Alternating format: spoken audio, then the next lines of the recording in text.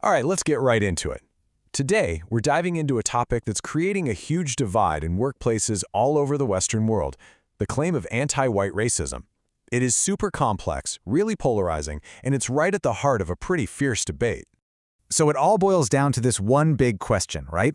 Is anti-white racism a real, growing problem in the workplace, or is it an exaggerated claim? This is what's sparking all the controversy, and we're going to unpack it by looking at what's actually happening on the ground. Okay, so how do we even get here? Well, for the last 10 years or so, these diversity, equity, and inclusion, DEI, initiatives have become pretty standard in a lot of companies.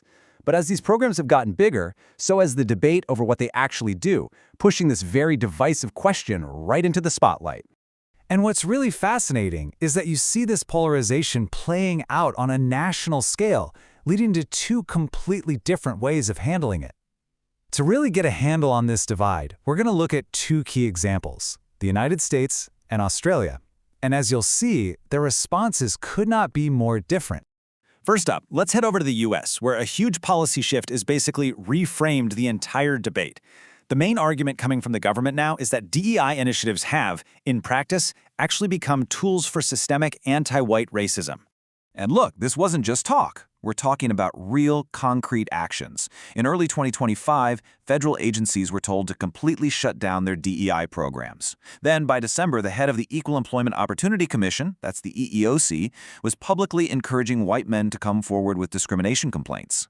This all led to a massive federal investigation into a corporate giant, Nike, in early 2026. So, when the government started looking into Nike, they were asking some pretty pointed questions. Things like, were their diversity targets basically acting as illegal quotas? Were white job applicants being passed over? Were white workers being unfairly targeted in layoffs? And were executive bonuses actually tied to hitting these diversity numbers? Basically, they were looking for hard evidence of what some people call reverse discrimination. And this quote, this really tells you everything you need to know about the thinking behind this whole movement. The EEOC chair, Andrea Lucas, said, "The gaslighting ends now." By using a word like gaslighting, she's basically framing corporate DEI as a kind of deception that she believes has been hurting white men.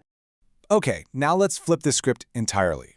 If you go halfway around the world to Australia, their government's Human Rights Commission is taking a radically different view. They see diversity initiatives not as discrimination, but as a necessary corrective action. To really get where the Australian government is coming from, you have to understand how they define systemic racism. The Australian Human Rights Commission argues that racism isn't just about one person being prejudiced against another. No, for them, it's baked into historical power structures. It's the idea that the country's institutions were built from the ground up to benefit white people. And yeah, the Race Discrimination Commissioner, Giridharan Sivaraman, is not holding back at all. He put it bluntly, saying Australian institutions were built to ensure white privilege and white supremacy. So from that perspective, DEI isn't reverse racism. It's seen as an essential tool for fixing a system that was unfair from the start. And this isn't just theory, right? It's leading to actual programs on the ground, like a pretty controversial white privilege training course for government workers in Victoria. And the debate is intense. On one side, you have supporters saying it's crucial for creating a safe workplace for Aboriginal people and for treaty education.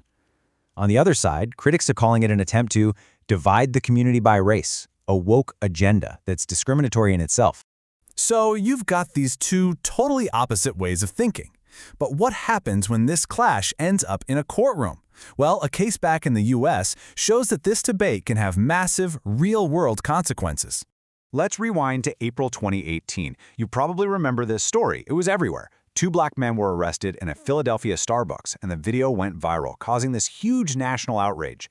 Starbucks went into crisis mode. They closed 8,000 stores for a day of racial bias training. But here's where it gets complicated. A white regional director named Shannon Phillips was fired in the aftermath. She said, "Hold on, I was made a scapegoat," and she sued, arguing that Starbucks was punishing white employees just to handle the bad PR.